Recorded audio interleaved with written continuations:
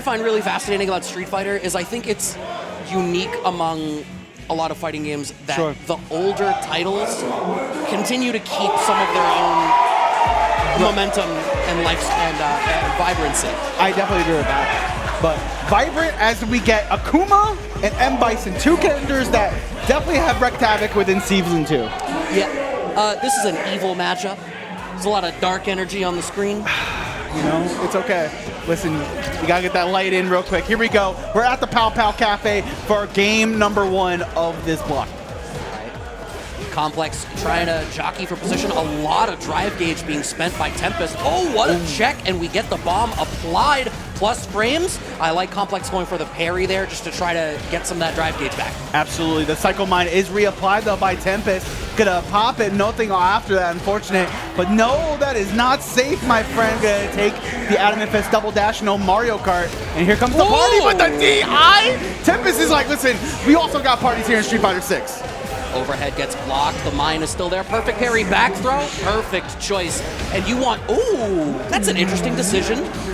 Yeah, I mean, I definitely agree with that, right? Because you definitely have level 1 in the pocket if you need it, but Akuma's Fireball is some of the best in the business. Drive reversal outright, and Complex try to find an answer. Okay. And confirm! It's a level 2 Empyrean Zen. This is going to do so much damage. Not enough to kill, though. No! Oh, what the hell? Bro, finish your plate. You know what? Guys, I get it. It happens. It's fine. It's fine. I'm not gonna lie, I forgot he gets an extension in the corner. I forgot, so I was like, oh, he's alive. Oh, okay. The one thing, Tempest is doing a good job of changing up the Devil's Reverse to try to bring out anti-airs from Complex. The problem is, every time it's really mattered in a clutch situation, exactly like that one, Complex has had the right answer. Right, and I do agree with this impact to get the actual burnout and engage. The thing is what I kind of going back to your point, right? The fact that he's committing to crouching fierce and not DP and going willy-nilly with it, but this stun is actually going to happen, and we're going to get a full confirm here. Oh, the Adamant Flame, Empyrean Zen, eat your heart out, get a little heartburn in ya. Full confirm, not enough to kill, gonna max it out. DP. One more touch. Yeah, all right. You know, it's okay, you know? You gotta make sure, you gotta keep him honest. You do, and you know what? We're running first to 3. Right. Game 1, you've established when push comes to shove, you're willing to let that reversal rock. Planting that seed early in the set is significant. Exactly, because at that point, you're just to be thinking about it. It's like, is he gonna go for a wake up here? Can I get a little antsy with it? And then once they do, cool, I'm gonna take a full confirm. No punish there, but a punish right back at you. Tempest, getting the party started once again. Oh, jabs. Interesting. With that slow walk speed, you still managed to get the walk-up throw? Oh, trying to impact! Listen. Tempest is trying for some, like, galaxy brain level decisions here. And I think on a character with, like, a better drive rush, maybe that would have worked. Or being any closer on the screen. Yeah, definitely one of those that it gets a little tricky, especially with that even that fast drive rush that he has. But unfortunately, nothing there. Well forward, and now we're just tempering with it. Another stun comes out for Complex. Complex is going to take this all the way to the bank. ODDP is going to seal the deal for Oni's own. What's unfortunate here is Tempest is really demonstrating that the reversal will come out, but it's not a clutch reactive reversal. Yeah. It's an emotional one. So what's happening is in the tense moments the reversals are coming out, but Complex is still being able to represent DI to get these stuns, and even with bar, Tempest is not churning in the spots that matter. And when you're playing against somebody that's like that, it's much easier to predict an emotional player.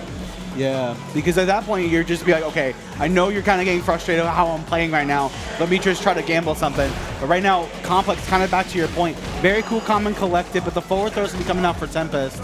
Tempest trying to find an answer in, but their drive gauge is looking kind of bleak. Oh, that was Hell Attack on a silver platter. No! Too late on the DI. Are you going to use your level 3? Yes, you are. That ought to secure the kill. I can agree with that. I always think in this game especially, you make so much super meter in this game by doing anything. So the fact that you now have a level 1 potential level 2 coming in this last round is a perfect situation for Tempest. Absolutely. And I mean, Akuma, lower health, the only character in the roster. Okay, perfect parry. Go for corner carry. Yeah, standing reset doesn't finish out the Rekka string. Oh, cross up. That was a spot where DP would have been the right choice. Oh no. Try reversal, trying to find an answer. Demon Raid out of there, forward throw.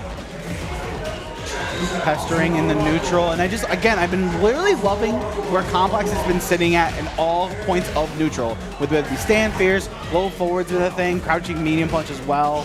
Oh, again, the anti-air that you brought up before. You have level 3? Absolutely. Damn. Goodbye. Yeah, goodbye, sip of Calamity, drinks up, punch to the floor, Complex up 2-0.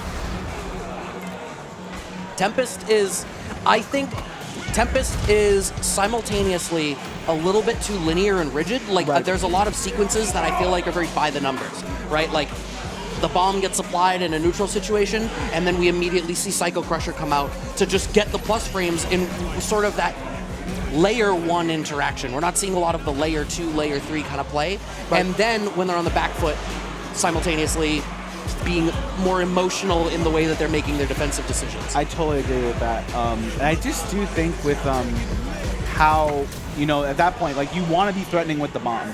You want to be able to be like, okay, am I going to actually commit? Am I going to actually, you know, do something with that? Or are you just going to parry and then I can just reset the situation? But Tempest, last chance in winner's side. Complex looking very comfortable with that 2-0 lead. And again, with that crouch fierce to snuff out the Devil's Reverse. Oh, that's a punish. Yeah, just these spots. Ooh, I've never seen that combo off the forward medium kick before. Okay, Complex. Ooh, I don't know if that was a frame kill that leaves a gap or if it was just mistimed, but all right, bomb is applied, and once again, just straight into Psycho Crusher, into a layer 1 strike throw. We've not seen a single shimmy. Yeah, not at all.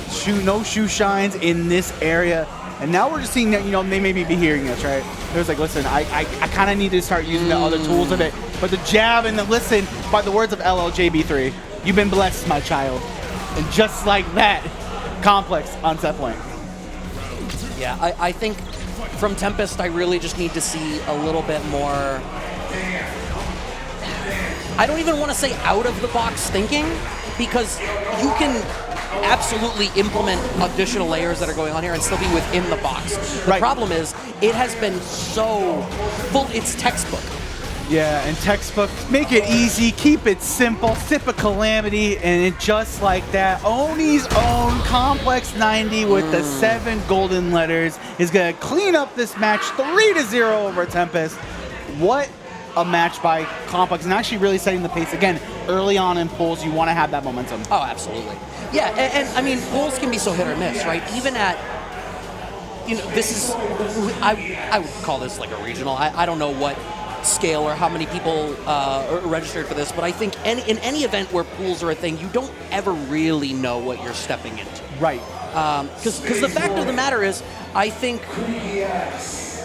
while the average level, like the baseline level of a player who is participating in these tournaments has gone up over the years, I also think the skill gap between players who are good and know what they're doing and players who are even just bordering on great and really putting in the time, that gap continues to get wider. Right.